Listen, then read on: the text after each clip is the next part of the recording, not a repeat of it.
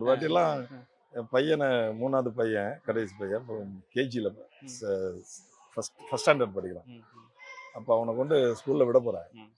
ஸ்கூலில் விட போகும்போதே பார்க்குறேன் என்கவுண்டர் ஸ்பெஷலிஸ்டோட ஜீப்பு நிற்குது. அப்படி ஜீப் நிற்குது, ஆனால் ஜீப்பில் யாரும் இல்லை. அப்போ நான் புரிஞ்சுட்டேன், சரி இங்கே உள்ளவங்க ஏதோ இங்கே இருக்கிறாங்க அப்படி சொல்லிட்டு அப்புறம் நம்ம ஸ்கூல் உள்ள போகும்போது பார்த்தா அங்கங்கே நிற்கிறாங்க அந்த என்கவுண்டர் ஸ்பெஷலிஸ்ட். குழந்தை இருக்கிறதுனால என்ன அந்த டைமில் போடல. இவங்க என்ன சொல்கிறாங்க, நாங்கள் குழந்தைய விட்டுட்டு வரும்போது பண்ணிடலாம் அப்படிங்கிற பிளானில் இருக்கோம். ஆனால் நான் பார்த்துட்டு